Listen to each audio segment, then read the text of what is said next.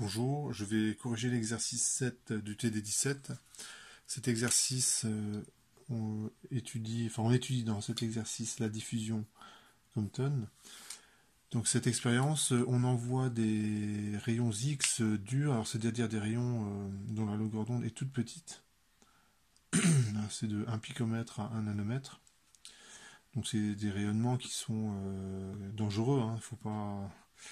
Ils sont très énergétiques, et on les envoie sur un matériau, c'est du graphite, où il y a plein d'électrons. Et en fait, ce qu'on observe, c'est que la façon d'interpréter cette expérience nécessite la notion de photon. En fait, ce qui se passe, c'est que les photons sont tellement énergétiques qu'ils se comportent plutôt comme des particules, comme des corpuscules, je veux dire. Et en fait, ça fait une interaction corpuscule-corpuscule de ce type-là, un électron et un photon.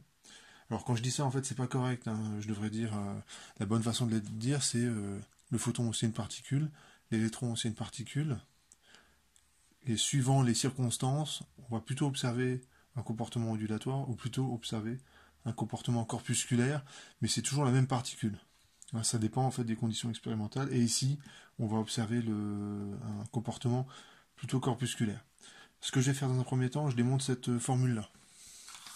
Alors, pour démontrer cette formule-là, alors elle est donnée dans l'exercice, mais je veux quand même vous montrer que vous en savez suffisamment pour démontrer ce truc-là. Ça, c'est le photon qui arrive, le photon qui part, lambda, lambda prime. Ça, c'est ce que vous pouvez détecter.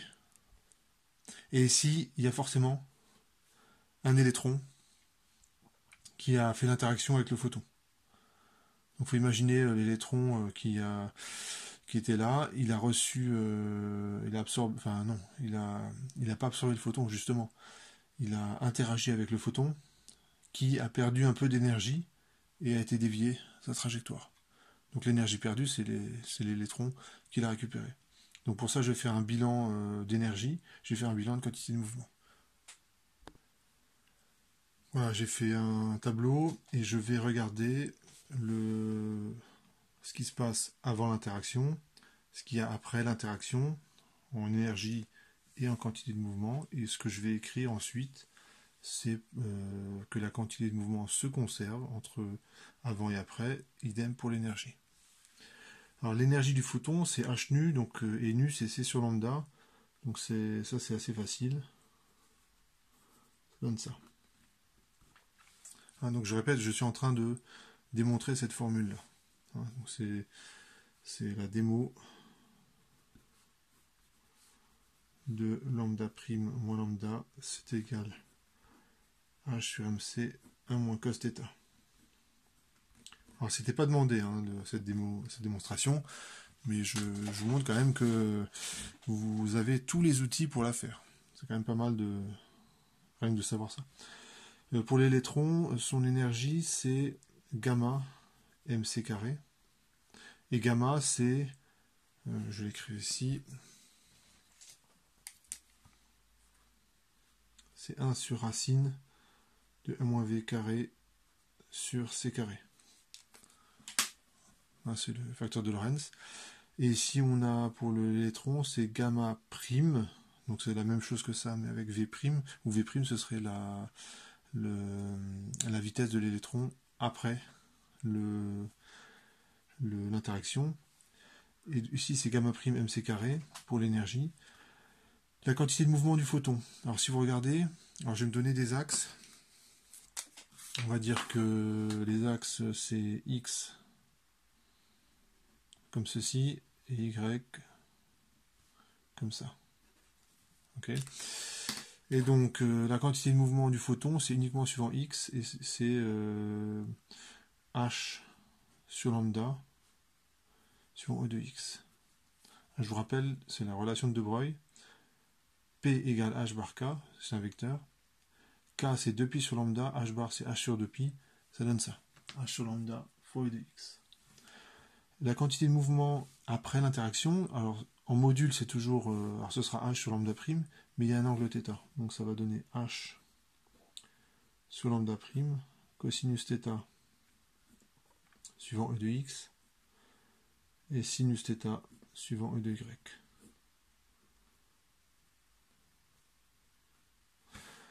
Ensuite, là, pour l'électron, la quantité de mouvement, c'est gamma m v, qui est suivant E de X. Pour l'instant, je ne connais pas sa direction, mais on va supposer que l'électron, en fait, il n'a pas de vitesse avant l'interaction. Hein, il faut voir que là, vous avez quand même un électron qui est dans le graphite. C'est un électron thermique. Hein, il y a de l'agitation thermique. Et donc, on va pouvoir... ce que je vais faire, c'est que je vais négliger ce vecteur vitesse. Et on verra qu'on va bien arriver à la bonne formule. Donc, c'est une hypothèse qui a priori est vérifiée. Et ici, on a gamma prime m v prime vecteur. Voilà, maintenant je vais écrire la conservation de l'énergie. Donc ça plus ça, hein, c'est l'énergie avant, c'est égal à ça plus ça. Voilà, on va commencer le calcul. Avant de démarrer, je vais faire une simplification. Je vais faire l'hypothèse suivante, c'est que l'électron est quasiment immobile dans le graphite au début, avant l'interaction. Ça veut dire que sa vitesse elle est vraiment toute très faible et la valeur de gamma du coup c'est 1. Donc ça c'est vraiment une hypothèse qui est quand même qui est très raisonnable, hein, puisque avant la vitesse de la lumière c'est quand même très très grand. Donc a priori V sur C, où V ce serait la vitesse de l'électron avant l'interaction, est vraiment tout petit. Donc c'est une hypothèse qui est très raisonnable. Donc je vais dire que gamma ça vaut 1. Ce gamma là il vaut 1. Et ce que je vais dire aussi, c'est que du coup, cette vitesse-là, je vais la négliger. Je vais la négliger devant l'énergie, la vitesse après l'interaction. Il ne faut pas oublier que cette expérience, elle est faite avec des photons qui sont très énergétiques. Hein, la longueur d'onde de la lumière, c'est 600, enfin, c'est à peu près le micron. Là, c'est des photons qui sont au moins 1000 fois plus énergétiques. Donc a priori, la vitesse V', là par contre, elle devrait être assez importante. Et par rapport à ce qu'il y a au début. Donc ce truc-là, je dis que ça... Bon, je mets vecteur nul.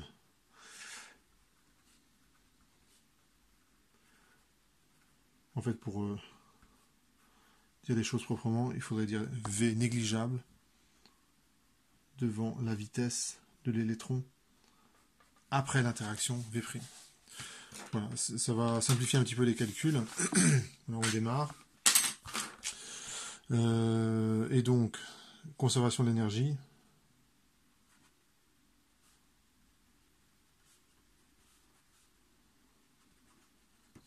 C'est HC sur lambda plus... Je prends ces deux trucs-là. Hein, c'est l'énergie, hein, ici. J'additionne ce qu'il y avait avant. Ben, c'est égal à ce qu'il y a après. Donc j'additionne ces deux trucs-là. Ça donne HC sur lambda plus MC carré. Ça vaut HC sur lambda prime plus gamma prime MC carré. Alors au niveau... Ouais, j'hésitais au niveau des notations, mais je vais rester comme ça. Tout ce qui est après l'interaction, ce sera avec un prime. Donc ça c'est pour la conservation d'énergie. Conservation, donc j'écris la conservation d'impulsion selon EX et EY. Donc vous avez les valeurs ici. Avant l'interaction ça fait ça. Donc ici ça va, du coup ça fait 0. Ça fait H sur lambda, c'est égal à H sur lambda prime cosinus θ. Ça c'est selon E de X. Et suivant E de Y, il n'y a rien en fait au départ. Et c'est H sur lambda prime sinus θ plus gamma prime M V de prime de Y. Voilà. Et j'ai oublié quelque chose, c'est le terme qui est là. J'ai oublié un terme en cours de route. C'est celui-là. Gamma prime MV prime. Ça c'est selon E de X, ça c'est selon E de Y. Donc finalement j'ai 3 équations. Et à partir de là, c'est que du calcul. C'est que du calcul. Alors, la façon de mener le calcul, ce que je vais faire, c'est que je vais isoler Vx' et Vy'. Je vais calculer le module de V' au carré. Et du coup, je réinjecterai dans l'expression de gamma prime qui est là, et normalement, au bout du calcul, j'aurai mon résultat.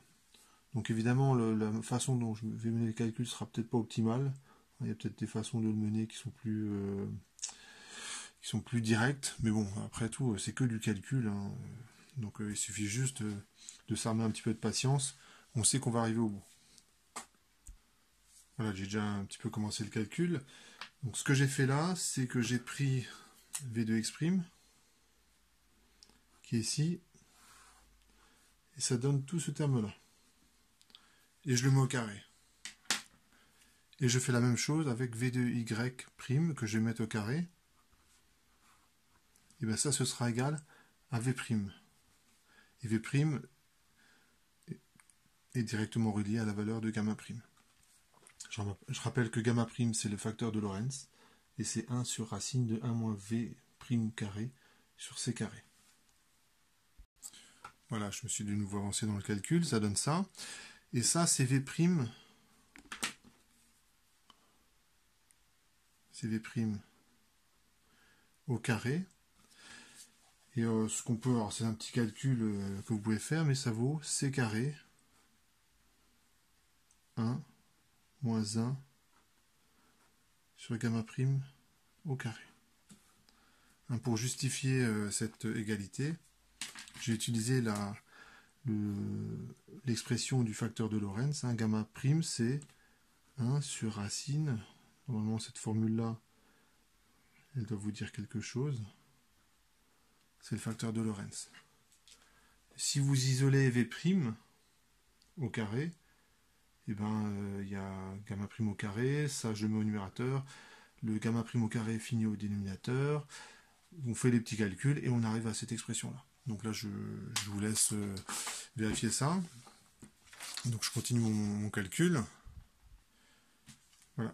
Donc je disais que je continue le calcul. Alors ce que je vais faire, c'est le fait que le gamma prime soit au dénominateur, ça m'embête un petit peu parce que en fait, ce que je vais faire après, c'est que le gamma prime qui est là, je vais le réinjecter là-dedans. Il faut que je me débarrasse de gamma prime. Pourquoi il faut que je me débarrasse de gamma prime? Parce que, je vous rappelle la démonstration, le résultat qu'on veut démontrer, il est là. Hein. Il n'y a pas la vitesse de l'électron après le choc qui intervient. Pourquoi? Parce qu'en fait, on ne la connaît pas. C'est pas un paramètre qui est accessible à l'expérience. Ou peut-être qu'on peut y arriver, mais c'est quand même beaucoup plus facile de détecter un photon dont on va connaître la direction, dont on peut mesurer avec différentes techniques l'énergie et donc la longueur d'onde. Donc il faut que je me débarrasse de tout ce qui n'est pas lambda, lambda prime et θ. Donc ce que je vais faire, c'est je me multiplie par gamma prime au carré. Toute l'équation, et ça donne quoi? Ça donne H sur M au carré. Je développe le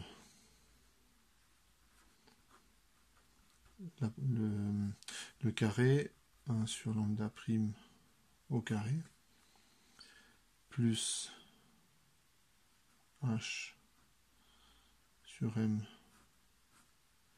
au carré. Et ici, excusez-moi, j'ai oublié un cosinus au carré, hein, c'est ça.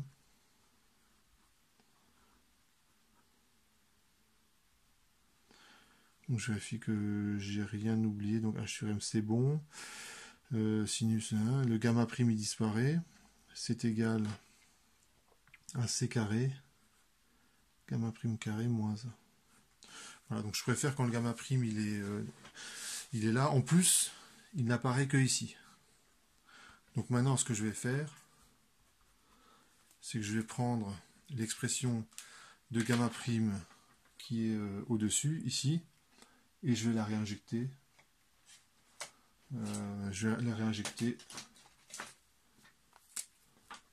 Donc je vais isoler gamma prime là-dedans. Et je vais injecter là-dedans. Donc il y a des flèches partout, mais bon. Donc là, dans un premier temps, ça c'est ce que j'ai fait dans un premier temps. Deuxième temps, j'ai fait ça. Et troisième temps, je fais ça. Donc ça me donne, au niveau du calcul, je peux le m sur h, je vais le mettre de l'autre côté. Donc ça fait, en plus je vais observer que ça va simplifier parce qu'il y a cos carré plus sinus carré.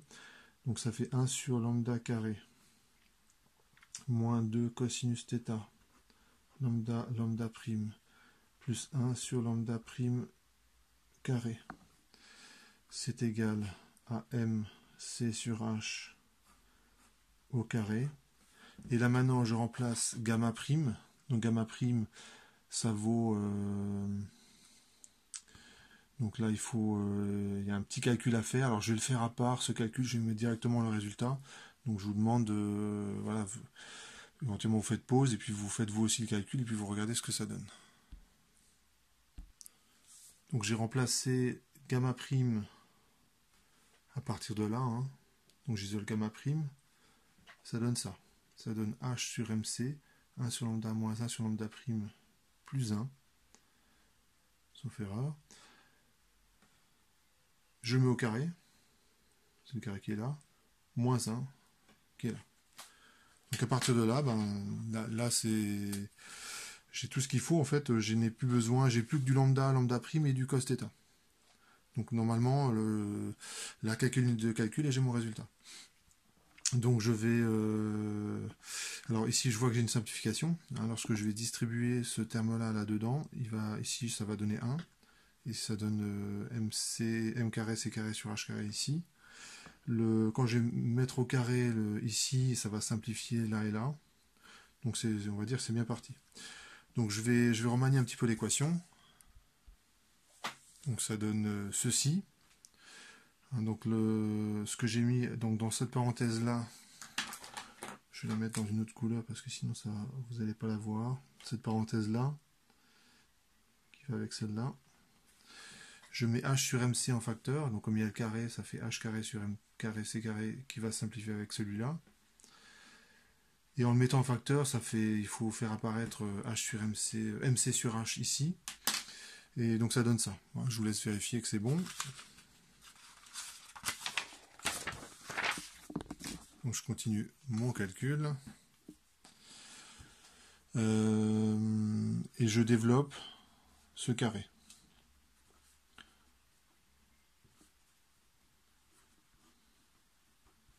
Voilà, il y a un petit peu, là il y a une phase calculatoire. On ne peut pas vraiment y échapper. Alors cette fois-ci je détaille le calcul. Hein, d'ailleurs je vous conseille de le faire. Hein. Moi c'est vrai que là, comme je le fais, en fait j'ai un brouillon à côté et je fais les calculs au brouillon et je mets juste les résultats. Donc je saute des étapes de calcul, mais je vous conseille de toujours les détailler les calculs pour éviter les erreurs. Hein, c'est vite fait hein, de se tromper.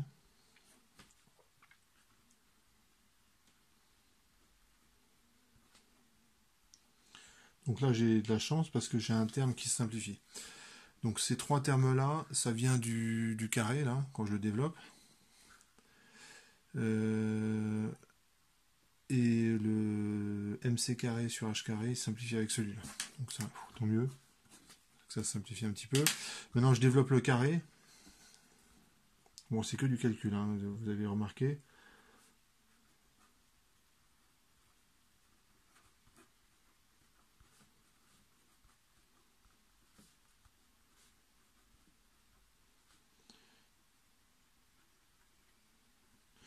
Donc voilà, c'est le moment calcul de l'exercice.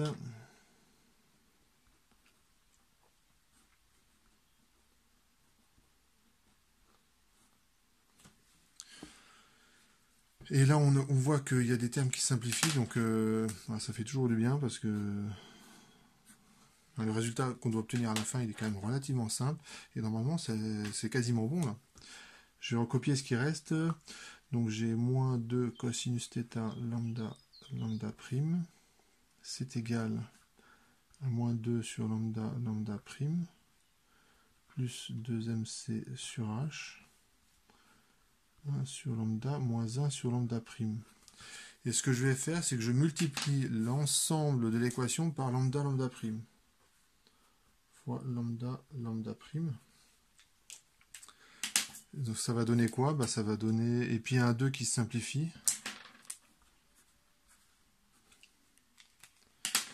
Et donc ça fait moins cosinus θ.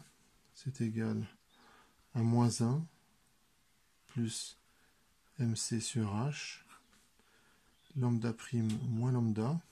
Quand je multiplie par lambda prime, ici il va rester lambda prime. Ici il reste lambda. Et bien c'est bon là. J'ai mon résultat. C'est lambda prime moins lambda. Ça vaut quoi? Ça vaut 1 moins cosinus θ. H sur mc. Bon, je répète, on ne vous demandait pas de démontrer ce résultat. Donc je ne sais pas si on le voit ici. Je l'ai écrit un petit peu plus grand. Juste là.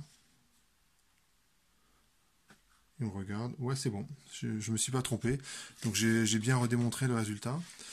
Et donc, bon, à part l'aspect calculatoire, il y en a quand même pas mal, les calculs.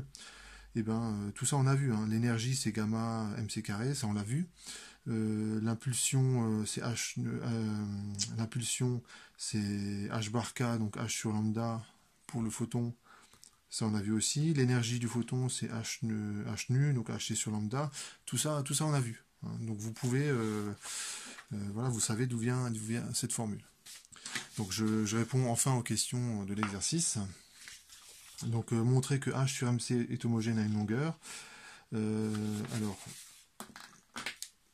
petit a, on montre que h sur mc est homogène à une longueur. Donc h est en joules fois des secondes. Et donc ça c'est quoi? Les joules c'est une énergie, donc c'est des kilogrammes. Donc je prends un demi de mv carré par exemple, c'est des kilogrammes mètre carré seconde moins 2 fois des secondes. Donc l'unité c'est des kilogrammes mètre carré seconde moins 1. Ensuite, la masse s'exprime en kilogrammes. C, la vitesse, s'exprime en mètres par seconde. Donc H sur MC s'exprime en, je recopie, donc kilogramme mètre carré seconde moins 1 sur des kilogrammes fois des mètres seconde moins 1. Et en fait, on remarque que les unités se simplifient bien. Il reste bien que des mètres. Tout va bien. H sur MC est homogène à une longueur.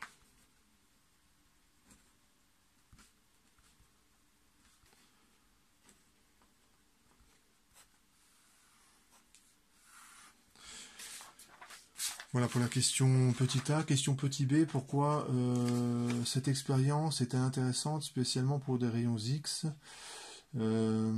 Ça peut être utile, en fait, pour mesurer l'énergie des rayons X.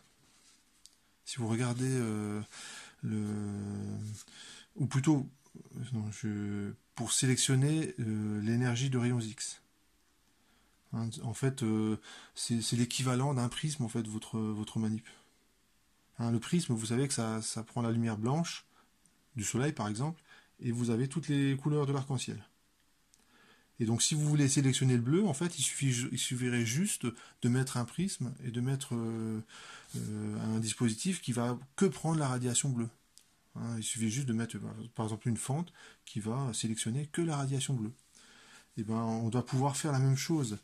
Vous avez des rayons X qui arrivent avec une certaine longueur d'onde, et suivant l'angle θ, bah, vous allez sélectionner le lambda prime que vous voulez. Donc si vous voulez un lambda prime qui a une autre valeur, plus petite, plus grande, et ben, il faut changer θ. Donc c'est en ça que ça peut être intéressant. Donc on pourrait aussi s'en servir pour connaître lambda, par exemple. Hein, suivant ce que je détecte, je pourrais aussi en déduire lambda. En fait, il faut voir ça comme un instrument de mesure, cette expérience-là. Donc, c'est l'équivalent, ouais, je l'écris comme ça, c'est l'équivalent d'un prisme.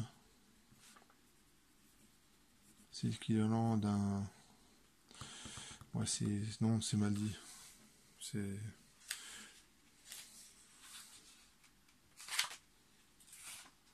Ouais. On peut se servir de ce dispositif. Parce que si je dis que c'est l'équivalent d'un prisme, c'est quand même pas tout à fait correct, parce que le prisme, lui, ne change pas la longueur d'onde de la lumière. Hein, la radiation rouge, qui était confondue avec les autres radiations de toutes les couleurs, ce qui fait que ça fait du blanc, quand elle passe à travers le prisme, le rouge, c'est encore du rouge. Il n'y a pas eu de changement de couleur. Alors que là, il y a un changement de longueur d'onde, et donc entre guillemets, de couleur. Hein, c'est quand même des rayons X. Donc, du coup, je le formule un peu différemment. On peut se servir de ce dispositif pour mesurer une longueur d'onde. Une longueur d'onde de photons de très haute énergie. Ouais, je mets de haute énergie les rayons X.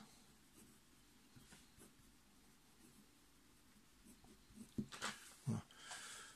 Donc ça pourrait servir à ça. Petit c. Et ça, c'est utile, par exemple, dans les dispositifs où on fait des radios, par exemple. Hein, où j'imagine que quand vous changez l'énergie des rayons X, ben, ça change quand même le résultat que vous avez quand vous faites une image. On voit peut-être mieux telle ou telle chose. Comment évolue l'énergie d'un photon dans cette expérience? Alors, ce qu'on remarque, c'est que la longueur d'onde, elle augmente. Hein, lambda prime, c'est supérieur à lambda. Donc la longueur d'onde augmente. Toujours. Hein, vous regardez l'expression, hein, 1 moins cos θ, c'est toujours positif. Donc lambda prime est toujours plus grand que lambda. Et donc le photon perd de l'énergie. Perd de l'énergie au profit de l'électron.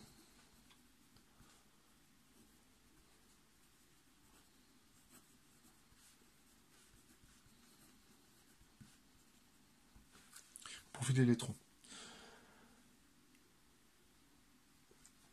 Petit d, pour les rayons.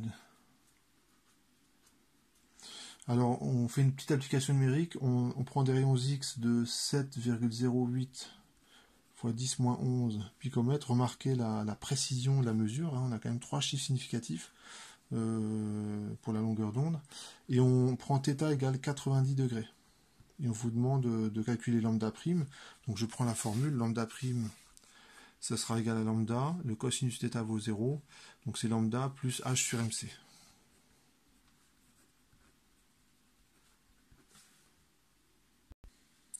Voilà, j'ai fait l'application numérique. Donc effectivement, la longueur d'onde augmente un petit peu. J'ai pris autant de chiffres significatifs dans mon application numérique. En fait, c'est 32, excusez-moi. Voilà. Donc, alors, quelle énergie perdue par un photon?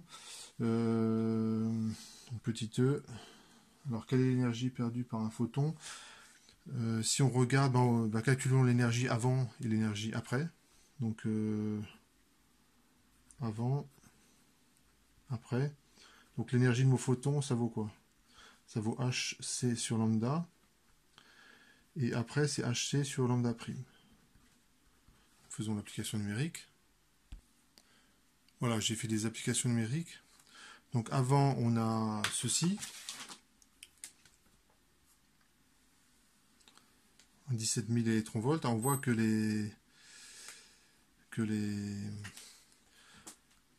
c'est vraiment élevé, hein, 17 500 électronvolts. L'électronvolt, c'est vraiment l'unité, c'est le bon ordre de grandeur pour les particules comme les électrons. Donc c'est plutôt un électron dans un atome, c'est son énergie, enfin pour le sortir de l'atome, c'est plutôt la dizaine d'électronvolts. Donc on est carrément au-dessus, quoi. C'est vraiment énorme. Et après, on a à peu près la même valeur, et on peut faire la différence.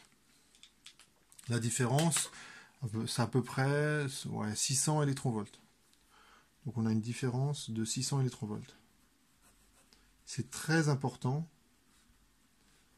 par rapport à l'énergie d'ionisation. Donc c'est très supérieur à l'énergie d'ionisation. Ou à l'énergie au travail d'extraction de l'électron du graphite. Très supérieur à l'énergie d'ionisation. L'ordre de grandeur, hein, c'est la dizaine d'électronvolts.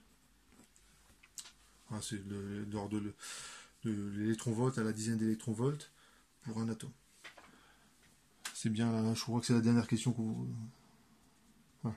Et donc l'électron, qu'est-ce qu'il fait dans cette expérience? En fait, il quitte le graphite. Il est expulsé du graphite, certainement. Hein, parce que 600 électronvolts, si l'énergie d'extraction c'est quelques électronvolts, il y a de bonnes chances que cet électron sorte du graphite. Alors ce qui peut arriver aussi, c'est que l'électron, en fait, ne sorte pas du graphite, mais très rapidement redistribue son énergie, sa grande énergie, à l'ensemble du cristal. Et donc en fait, votre cristal, qu'est-ce qu'il fait? Il chauffe, tout simplement. C'est un processus de désexcitation ou au bénéfice du cristal. Voilà pour cet exercice.